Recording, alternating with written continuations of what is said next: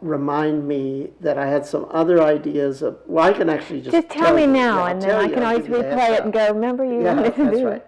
So the other thing is that, okay, one missing piece was, well, the two flavors have to simultaneously flow and through each other. Right.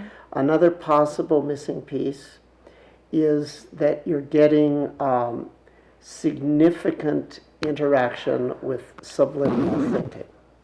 Right. And you might want to look in that direction. And the way you look in that direction, what I was going to have you work through or work with is a special exercise that with all the years we've done, I'm not sure we've ever done this one, but I'll ask you, have we ever done noting feel sources? What that means is, I have you note if there's no fear, you say no fear. If there is fear, but it's not triggered by anything you're aware of, you say just fear. And then you specify if the fear has been triggered by fear from image, fear from talk, fear from sound, fear from sight, or fear from touch. No, we haven't done that. Noted fear.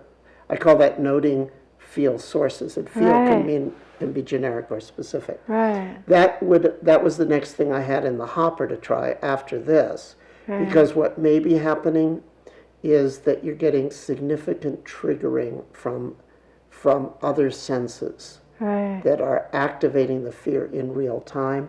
And usually you know how I always say, okay, what is science in a nutshell? How much of what, when, and where, interacting in what ways, and changing at what rates? Typically, I emphasize the what, the where, and the rates of change. But some of the special techniques are designed to elucidate the interactions, specifically what's triggering what.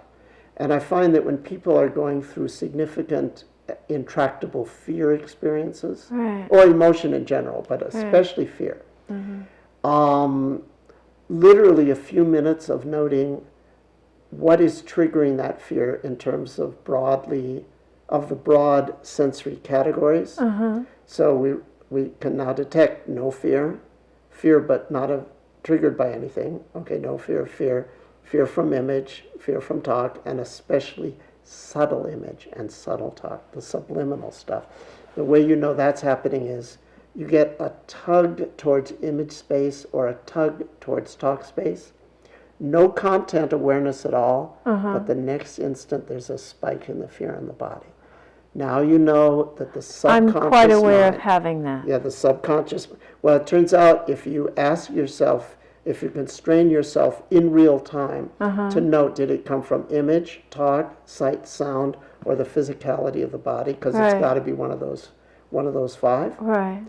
That keeping track of the whole system, somehow that vastly reduces the overwhelm.